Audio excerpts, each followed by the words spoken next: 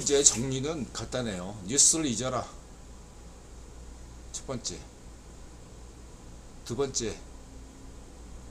여러분들이 어떤 투자를 하든 간에 전 세계의 인플레이션은 가속화될 수밖에 없다. 심지어 쿠바에서도, 북한에서도 인플레이션은 가속화될 수밖에 없는 상황이다. 여러분들은 어떤 식으로든 투자하지 않으면 여러분들의 삶이 중산층 이상을 유지할 수 없다. 당장 고통스러울지라도, 영끌적이 고통스럽더라도 5년 10년을 참으셔야 된다. 참으면 승자가 된다.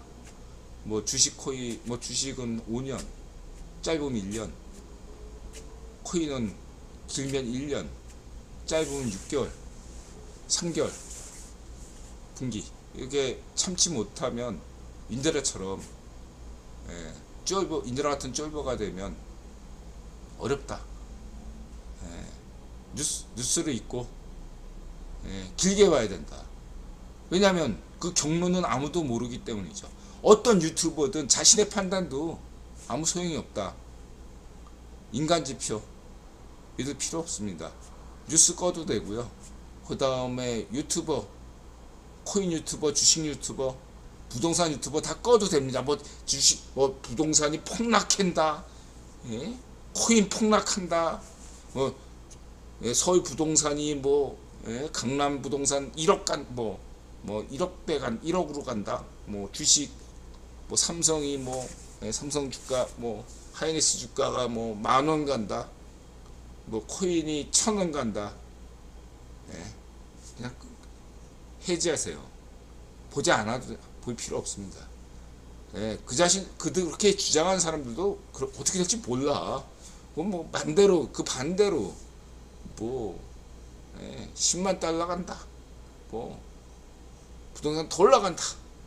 그것도 믿을 필요 없어요. 지금은 어떤 기술보다 믿음, 스스로에 대한 믿음. 안 되면 노숙자 되는 거지. 후회 없이 살았다 생각하시면 되고요. 세상에 믿을 건 없어요. 예수님 외에는, 절대 진리 예수님 외에는 세상의 모든 것은 아인슈타인의 상대성 원리처럼 다 상대 진리일 뿐입니다. 자, 그 점 말씀드리고요. 2부 시작하겠습니다. 찰나님, 그러게 말입니다. 귀에 쏙쏙 들어옵니다. 각도님, 오늘 방송 재미있습니다. 우바연님, 맞습니다. 자, 이렇게 하고 2부를 시작하겠습니다.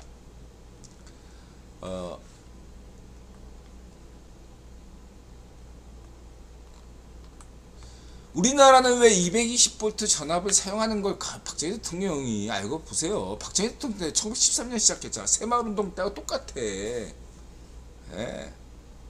이거 지금 미국이나 일본이, 유럽이 하고 싶어도 못하는 걸 했어요. 박정희 대통령이 1970년대 했잖아. 이걸 지금 감추려고 애를 쓰는 거야. 이런 대통령이 어딨어요. 이거 지금 못해. 이렇게 장기적 전망을 이렇게 해가지고 할 수 있는 게 없어요. 쉽지가 않아.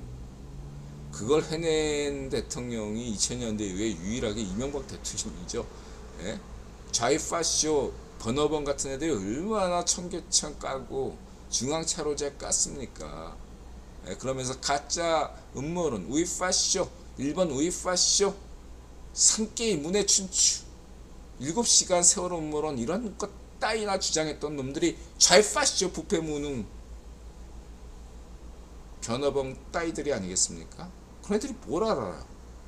여러분들 세뇌시키는 것만 빠삭하지. 이렇게 장기 전략, 장기 플랜 내에서 뭘 합니까? 모르죠. 50년, 30년 걸렸어요. 220V 만드는데.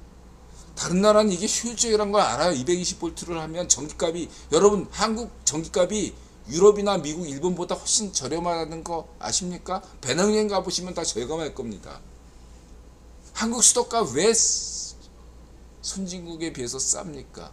한국의 교통비가 왜 저렴해요? 상대적으로. 민영화를 안 해서? 민영화 안 해서? 그 선진국들이 그걸 몰라서 안 해? 꺼벙이들아. 인드라가 무식하지만 니네는 더 무식한 놈들이야. 인드라는 내가 무식하다는 걸 알아. 너네는 무식하다는 걸 모르잖아. 소크라테스, 테스 형.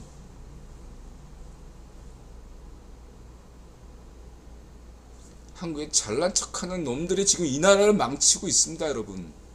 그놈들의 세뇌당해가지고 이번 4월 총선이 이렇게 된 거예요. 물론 국기본이 압도적인 힘을 발휘했긴 했죠. 자, 그걸 말씀드리면서 이렇게 장기 플랜, 남들이 부러워하는 걸 하나하나 우리가 알아야 돼요. 한국의 치안은 왜 안전할까?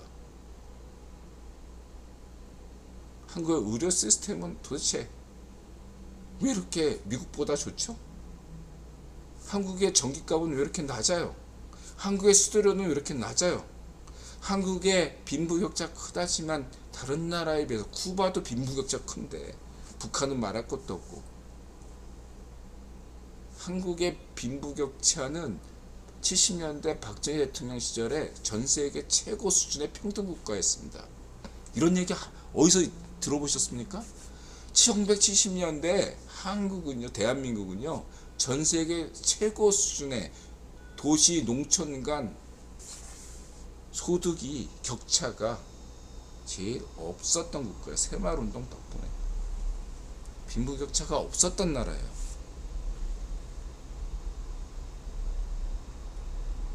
한국의 노조, 누가 만들었습니까? 얘들아, 분명히 만이교, 분신자살 이런 거 반대하죠. 전 전태일 나쁘게 생각하지 않지만, 얘들아 좌익파시였잖아요. 전 분신자살에 반대합니다. 1970년대 우리 인드라가 자유좌파 민주당 1970년대 노동운동했던 방영석 위원 밑에서 보좌관 했던 노동 담당 보좌관 했잖아요. 5급 담당 보좌관을 했던 사람이잖아요. 비서관. 1970년대 그런 상황들을 공부하다 보니까 느낀 게, 아니 노조와 운동에도 박정희 대통령이 있더라고. 그걸 지금 조작하고 있어요. 한국의 노조 운동사를 보면요, 박정희 대통령을 깔 수가 없잖아. 그러니까 전두환 대통령이 실수 좀 많이 문제가 많아요. 그러니까 전두환 대통령과 박정희 대통령이 다 군사정부잖아. 그러니까 이거를 군사정부는 이런 식으로 얘기 나와요. 박정희 대통령과 노조정책과 전두환 대통령의, 인드라 전두환 정부 때 감옥에 갔다 온 사람이지만 전두환 정부에 반대해서 달라요. 다른데 그냥 뭉뚱겨서 얘기해. 왜 뭉뚱겨서 얘기해?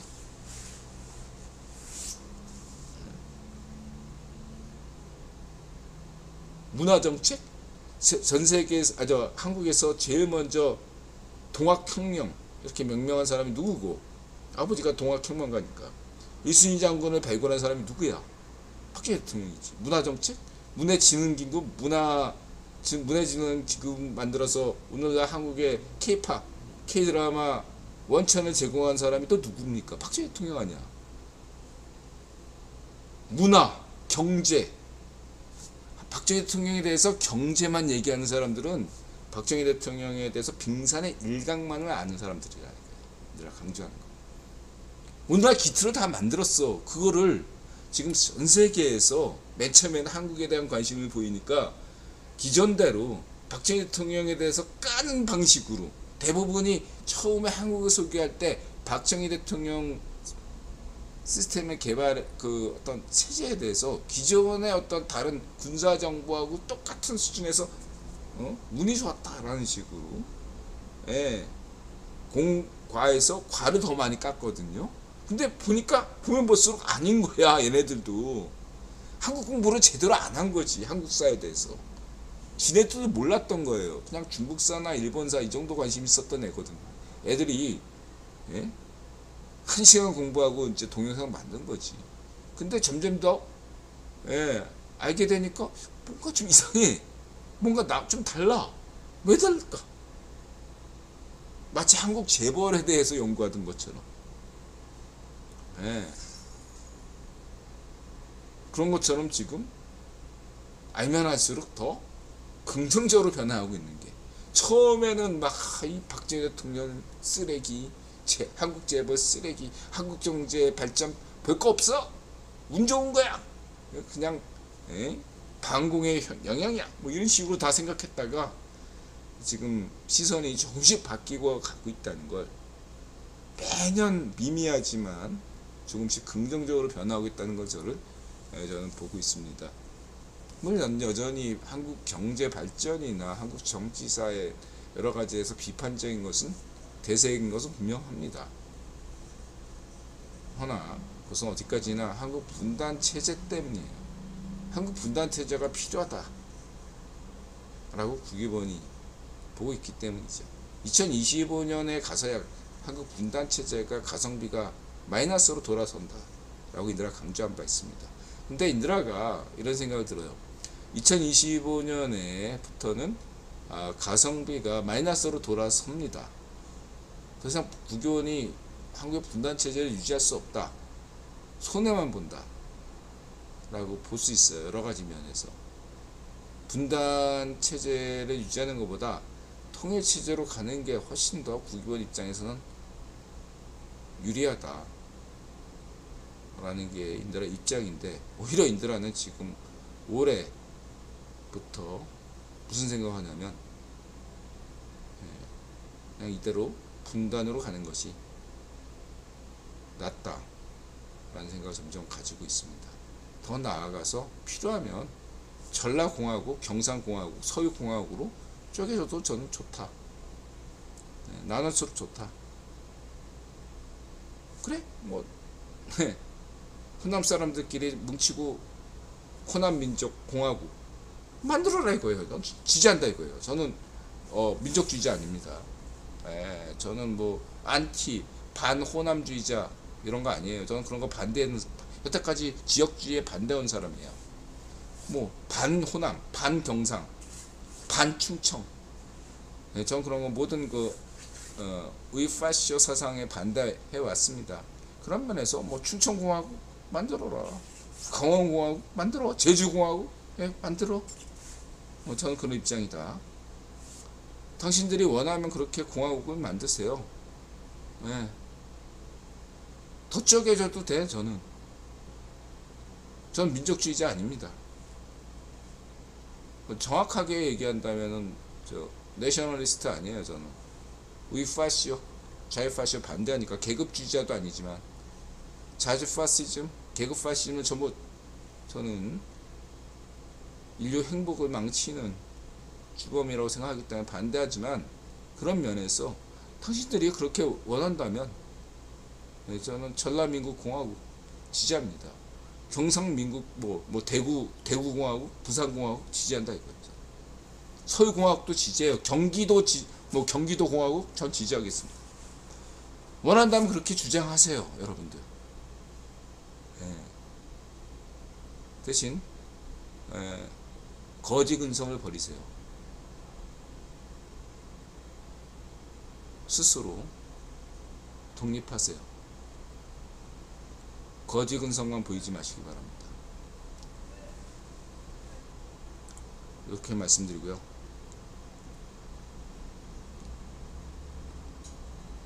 이 영상은 전기 이론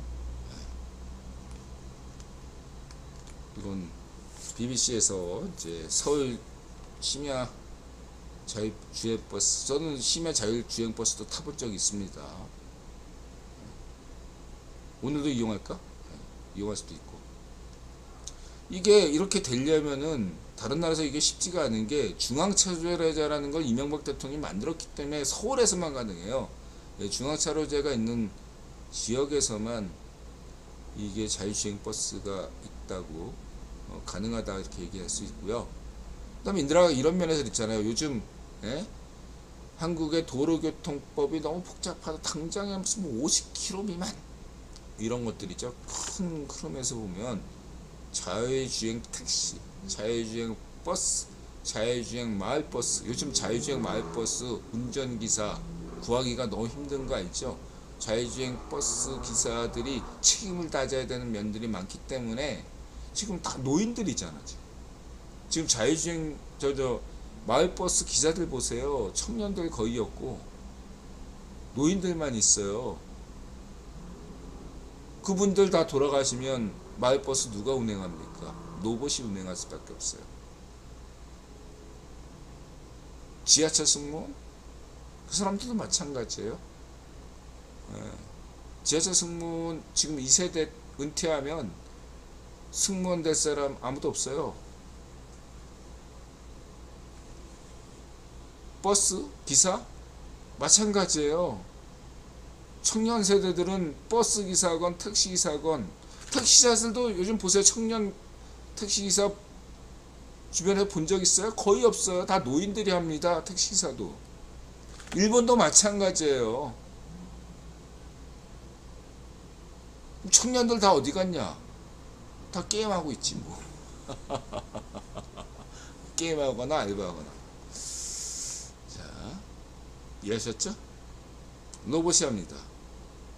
AI가 대세예요. AI가 빨리 와야 돼요. 그렇기 때문에 도로교통법도 지금 복잡한 거예요.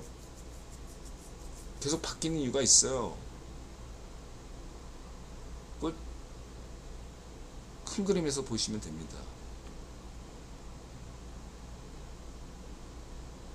코리아 이즈 퓨처. 인들아 강조했잖아요. AI 시대가 인구 절벽 시대에 대응하기 위한 최적의 인들아 대안이 AI 시대를 빨리 맞이하는 것이다.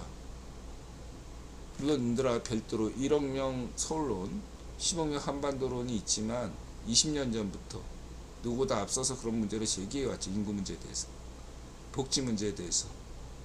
그것과 별개로 해서 AI 시대가 빨리 도래해야 된다. 혹시 여러분들에게 실적인 혜택을 준다. 강조한 바 있습니다. AI식 인들아 지명의식, 좌익파쇼 지명의식 기본 숙제는 망합니다. 이건 대한민국을 멸망시키고 인류를 지식하게 만듭니다. 반면에 인들아 AI 기본 숙제로는 보편적인 인류의 대안이 될 수 있다는 점을 강조한 바 있습니다. 여러분들은 반드시 결혼해야 되고 반드시 아이를 낳을 의무가 없습니다. 인드라의 AI 기본 숙제로는 여러분들에게 출산에 강요하지 않습니다. 게임만 하시면 돼요.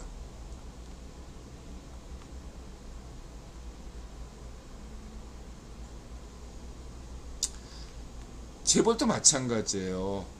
한국의 재벌, 그 일본의 어떤 용어처럼 한국 경제 발전에 대해서 주목하다 보니까 박정희 대통령과 한국의 재벌의 특수한 관계에 대해서 잘 이해를 못하고 있어요. 근데 그거를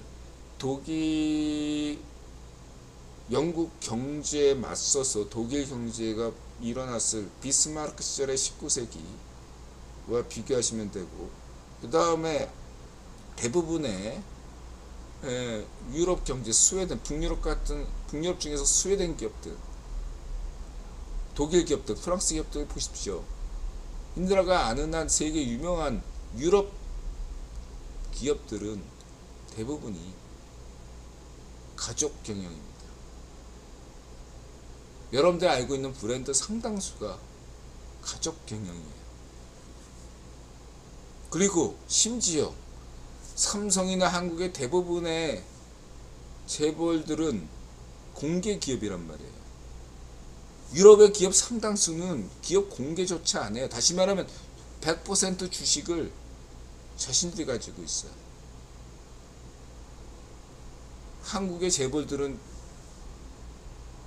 주식을 공개 기업이니까 이사회가 필요하고 감사도 받고 그렇잖아요.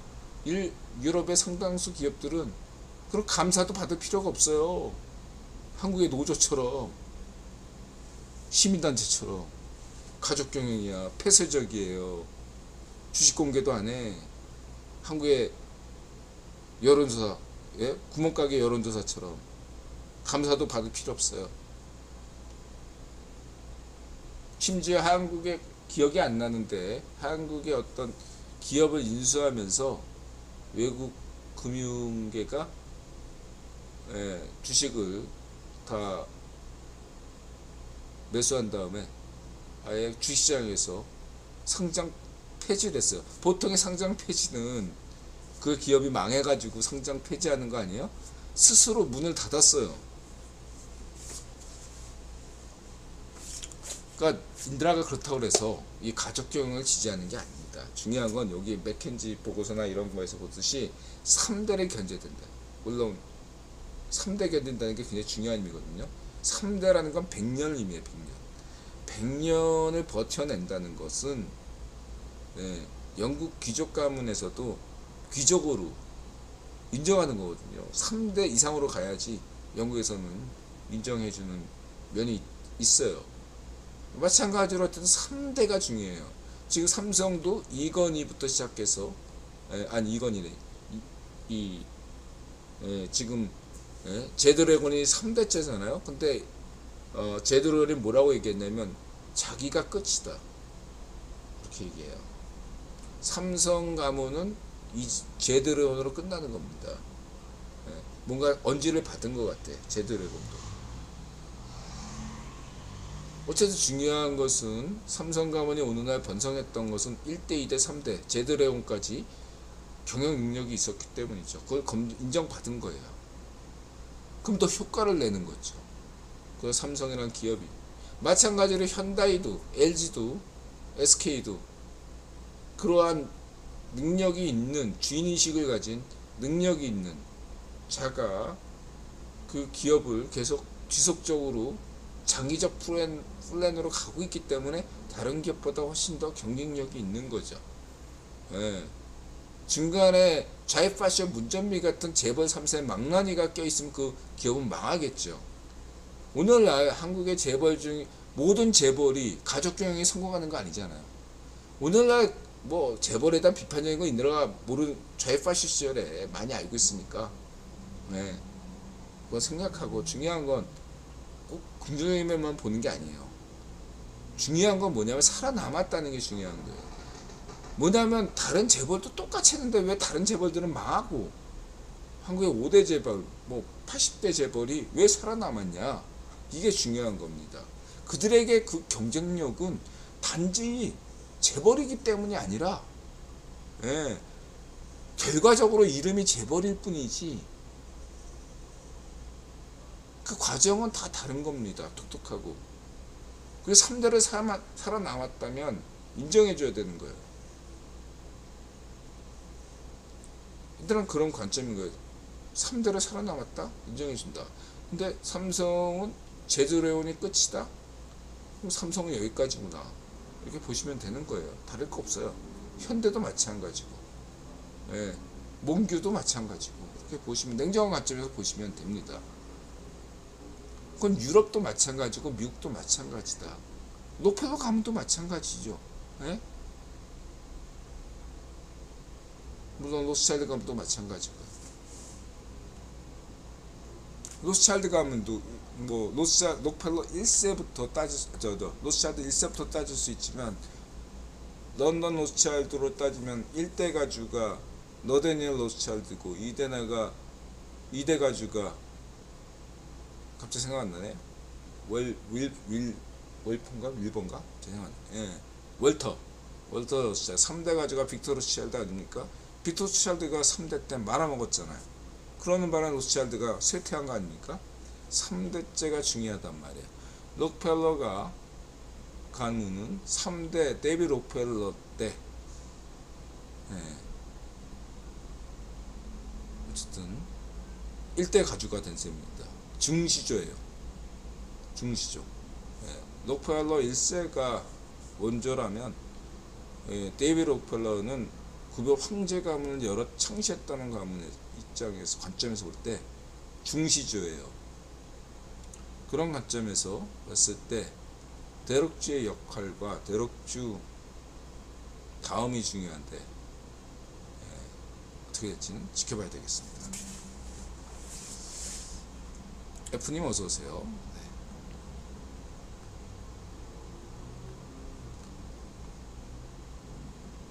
내가 늘 얘기하지만 모든 사태에 대해서 항상 긍정 마인드로 먼저 모든 개념에 대해서 부정적 개념이 아니라 긍정적 개념을 로 접근했을 때 훨씬 더 많은 정보를 선입관 없이 우리가 얻을 수 있다고 저는 생각합니다.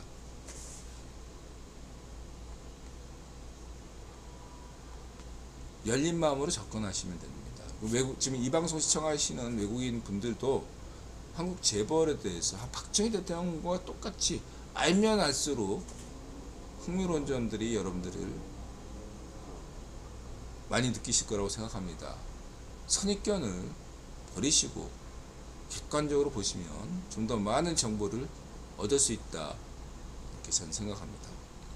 다음에 붉은 악마 1세대 축구 이론가 인드라는 본디 국대 경기를 안 본다고 얘기했죠. 결과를 보니 인도네시아가 이겼네요. 손흥민, 신태용. 그리고 이제 영광이를 인드라가 좋아하는데 말빨이 좀 있어요, 이 친구. 골키퍼. 손흥민이 없으면 망한다니까. 이럴 때 이렇게 명승부로 기대되는 경기가 왜 이렇게 재미없는, 소문나듯이 먹을 게 없을까? 아니면 막 실한 박대박, 요즘 박대박 경기가 많죠. 둘 중에 하나가 되는 이유가에 대해서 흥미롭게 선수 관점에서 잘 얘기했어요. 그래서 저는 촉이 오네요. 토트넘 퇴장으로 로메로나 메디슨, 비수마 이런 친구들이 퇴장해서 크룹세스키가 퇴장한 아버지가 된 기정도. 아스널에게 인간 집회예요. 할 수 없어요. 근데 요즘 네타나후 파쇼 정권 때문에 전 세계가 다 아스날을 응원할 거라고 생각합니다. 그런 덕분에 또 토트넘이 이길 수도 있겠지만 알 수가 없어요. 지금은 어쨌든 전 세계 여론은 다 아스날을 응원할 거라고 저는 생각합니다. 저는 글로벌 토트넘 팬이에요. 경기력이 좋으면 토트넘 팬, 경기력 안 좋으면 토트넘 팬 아니에요. 저. 신태용은 영덕 출신입니다. 뭐 신태용이 일화 감독 시절에도 뭐 하든 간에 이 사람은 제가 생각에 이 신태용과 유사한 그 감독이 EPL로 치면은 지금 그 토트넘과 4위 경쟁을 하고 있는 그 뭐죠? 아스톤 빌라의 우나이 에메리 감독하고 유사하다고 저는 생각하고 있어요. 이 우나이 에메리 감독이 보통 이런 중위권 팀을 맡아가지고 상대에 대해서 맞춤형, 그러니까 경기 전에 상대의 경기를 수십 번 돌려서 보고 상대 팀의 약점을 파악해서 그 약점에 대응한 어떤 맞춤형 전술을 만드는 걸로 우나이 에메리가 명성을 얻는 감독이거든요. 그러니까 경기마다 늘 달라. 반면에 이제 우리 포스형은 상대가 누구든 상관없이 자신의 공격 전술을 꾸준하게 유지하는 감독. 반면에 아스톤 빌라의 그 우나이 에메리 감독은 상대의 그 팀에 따라서 자기 팀에 대한 변칙적인 그런 승부를 거는 감독이죠. 투엘도 그런 유형에 속하네요. 하여튼간에 어떻게 보면 무리뉴 감독도 거기에 속할 수 있고. 어쨌든 중요한 것은 뭐냐면은 이 신태용 감독은 우나이 에메리 중위권 팀 맡으면 훨씬 더 자신의 역량을 극대화시킬 수 있는 감독이에요. 다시 말해서 이 신태용이 독일전에서 독일을 상대로 승리를 거둘 수 있는 것이나 한국 팀을 상대로 인도네시아가 승리를 거둘 수 있는 배경에는 이런 신태용과 궁합이 잘 맞기 때문이다. 다시 말하면 신태용 같은 감독은 브라질 감독이나 아르헨티나 감독, 잉글랜드 감독으로는 적합치 않다. 그러나 인도네시아 같은 감독에게는 굉장히 최고의 선택이다 라고 할 수 있겠고요. 두 번째로 인드라는 무슨 그 한국전에서 심판, 한국 심판 뭐 여러 가지 얘기 나오는데,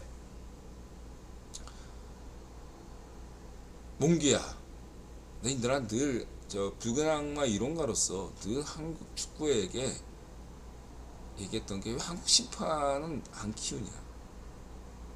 업적이면 한국 심판 하나 제대로, 국제 심판 하나 제대로 못 키우면, 예? 한국의 월드컵이나 올림픽은 꾸준히 나가면서, 예? 한국 심판 보기 너무 힘들죠. 이런 근시한 한국 심판, 국제 심판 이런 거 하나 제대로 못 만드는 나라. 좌익파쇼 부패무능 정몽규. 20년부터 이거 인드라가 얘기했는데,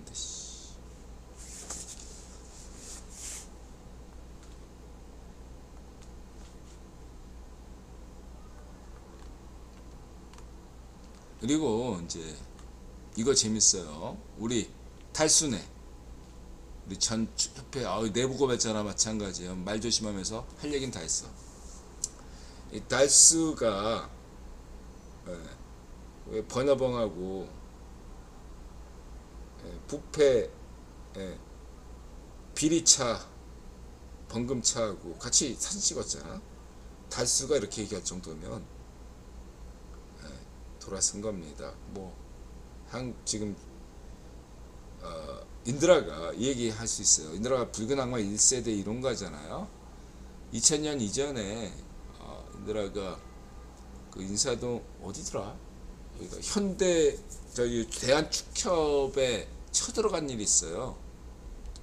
그때 이제 경험과 그다음에 그 이후에 이제 나름대로 축구 팬으로서 들은 얘기를 말한다면, 붉은 악마 이전에는 세력이 딱 둘이 있어요. 뭐냐면 하나는 자금줄이죠. 현대가. 보통 이전에 김호중 때는 대우와 현대 둘의 싸움이었고, 근데 대우가 공중분해되는 바람에 현대가 기아와 현대를 천하통일한 것처럼 축구계도 현대가 천하통일했거든요. 그럼 왜 정몽준이 한테 대한축협을 줬냐? 현대가 본가는 현대차인데 왜 현대중공업 서자를 줬냐? 원칙인 것 같아. 현대가에서 대한축협 같은 그런 것들은 중요한 자리지만, 그거는 서자, 정몽규나 정몽준 이런 사람한테 준다.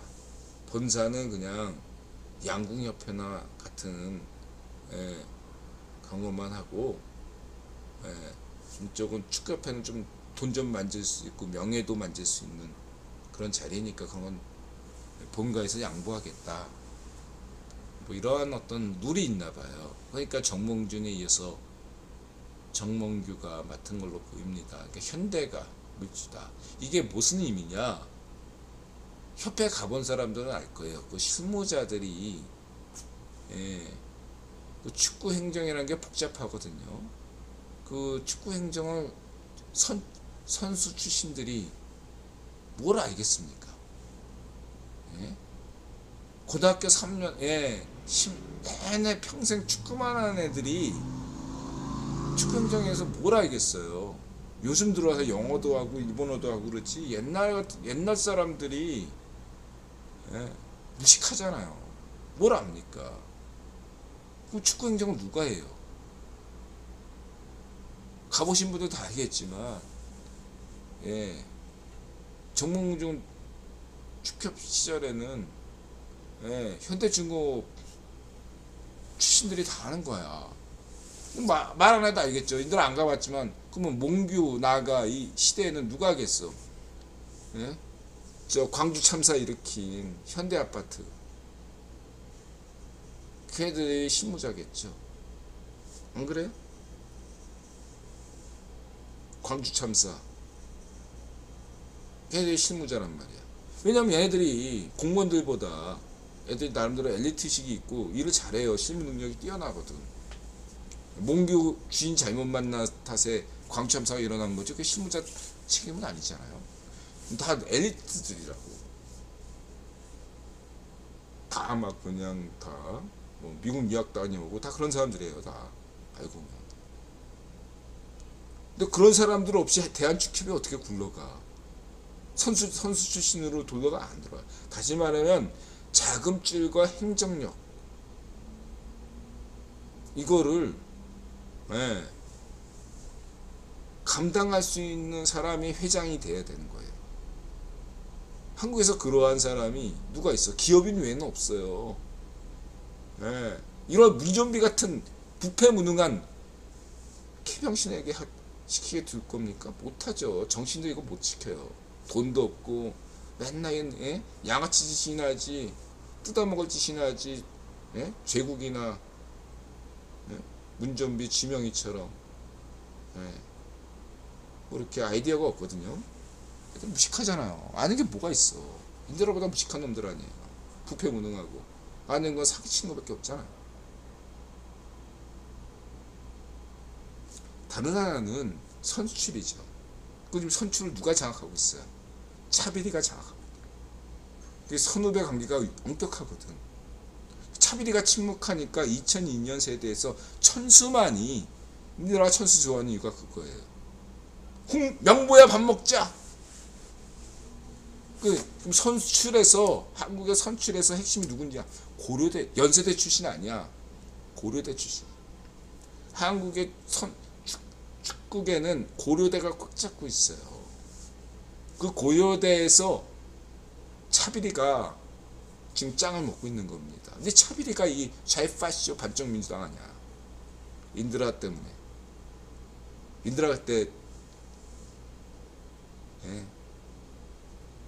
차감독 비호하는 바람에 그때 차감독이 돌아선 거야.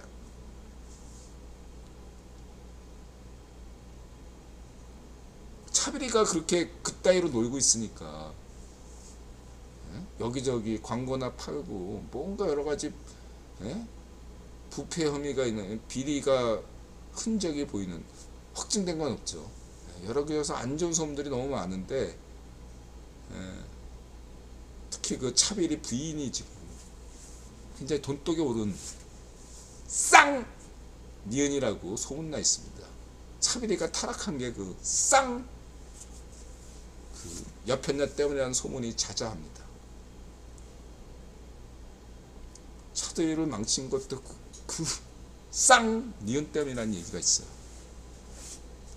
이 정도만. 그리고 허전무하고 차비리가 악연을 쌓은 것도 쌍니은 때문이라는 허정무의 자서전이 있죠. 쌍니은 누군들아 실명을 거론하지 않았습니다. 집안에 여자 하나 잘못 들이면 나라가 망한다. 축구계가 망한다. 한국에서 왜 2002년 천수 빼고 다 침묵하냐? 그 쌍 때문이다. 이렇게 보시면 되겠습니다. 세 번째 세력은 이제 붉은 악마, 인드라 같은 붉은 악마 1세대가 뜨면서 무시할 수가 없었던 거예요. 그러나 가장 약한 세력이에요. 근데 그 세력에서 인드라는 붉은 악마 1세대잖아요. 근데 이게 이제 인드라는 뒤로 물러났더니 그 다음부터 이제 뜨는 게 사커 해축 세력이 떴어요. 그 해축 사커라인 짱 맡았던 그 서울대 출신 애가 있거든요. 걔는 선출도 아니야. 그 다음에 서울대는 아마추어 축구 구단이거든요. 그러는 바람에 이 몽규가 손잡은 애들이 이 서울대 출신 애들을 하고 손을 잡은 거야. 지금 막 지금 뭐 하여튼 이사 맡았던 그 사커라인에 뭐 그 다음에 또 뭐 있어요. 다 지금 서울대 출신들이 쫙 또 이렇게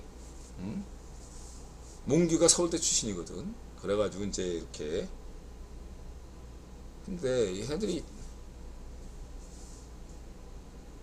말빨만 있지 실제 돌아가는 걸 모르는 애들이에요. 그리고 새가 제일 약해. 그래서 지금 여태까지 아무리 붉은 악마와 이런 스피커들이 떠든다고 해도 몽규가 자신하고 있었던 것은 재정과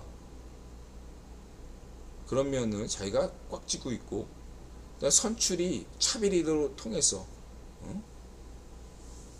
차비리만 꽉 잡고 있으면 된다 라고 생각하니까 문제가 없다고 지금 생각하고 있는 거예요. 연임을 자시한 이유도 그거고. 예. 무엇보다 자이파쇼 지명이 봐라, 버티고 있으니까 저렇게 지금 되고 있는데 내가 지명이보다 못한 게 뭐야? 지금 몽규 생각은 딱 그거밖에 없어요. 내가 지명이보다 못한 게 뭐야?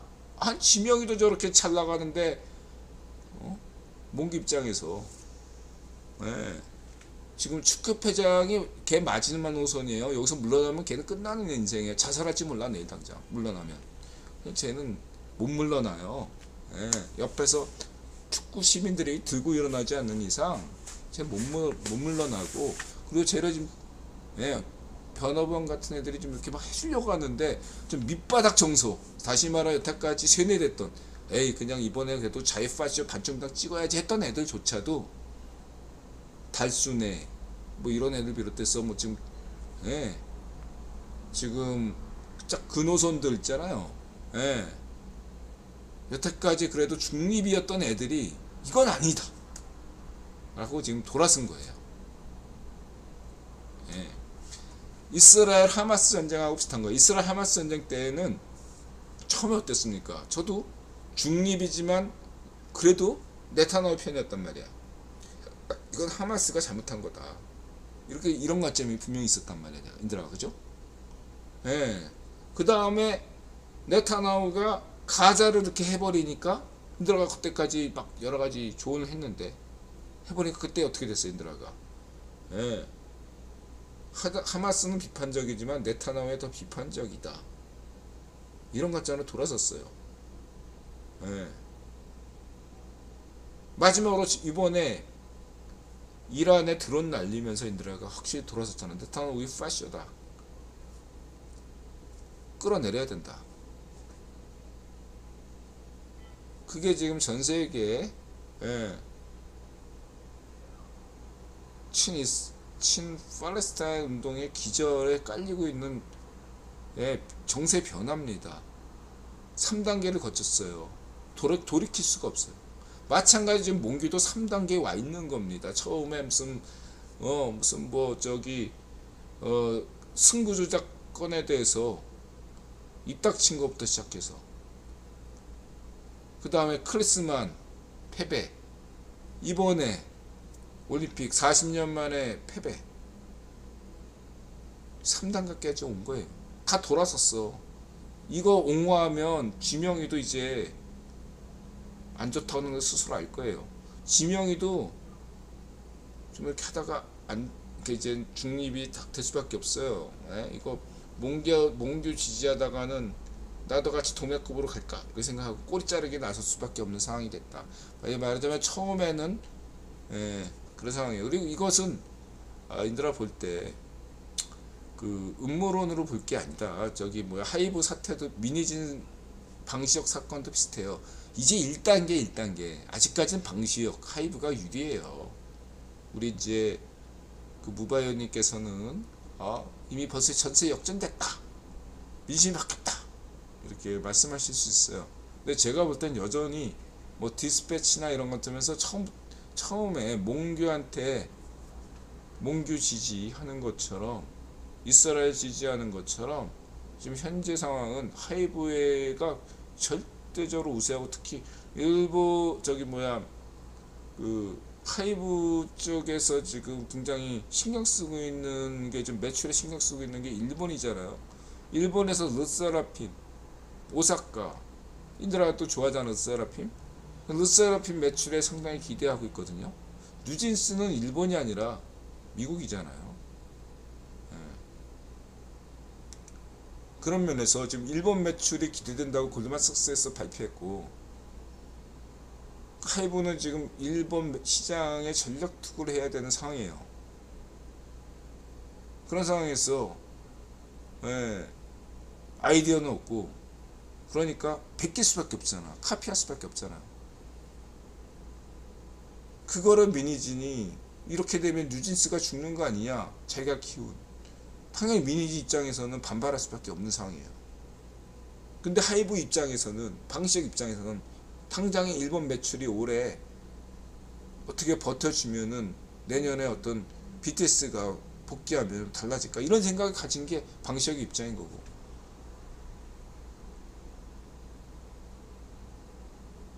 당장은 미니진이 명분이 있어요. 제가 볼 때 미니진 말에 거짓은 없다 생각합니다. 하나, 명분이과 진실이 밥 먹여줍니까? 명분과 진실이 있었다면 국힘이 4월 총선에서 패배할 일이 없었겠죠.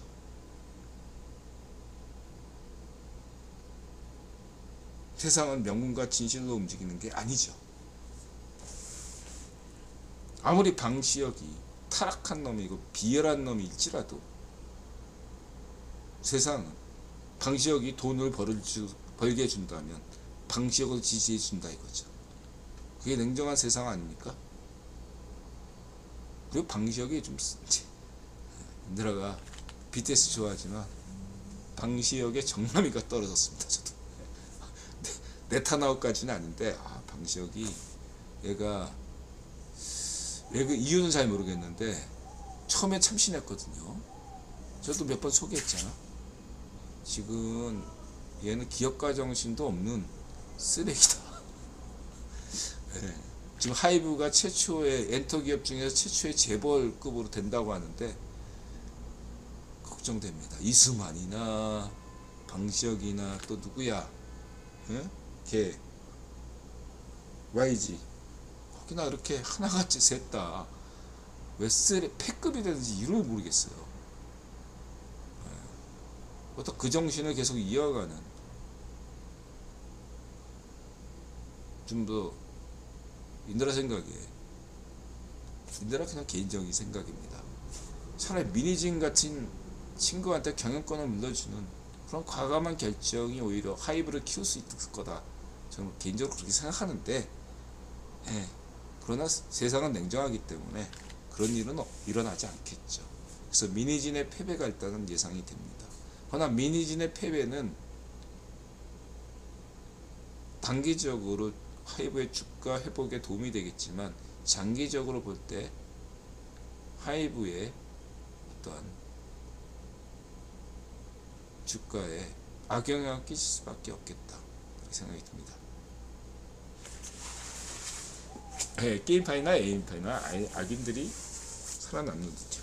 1분 쉬었다 오겠습니다.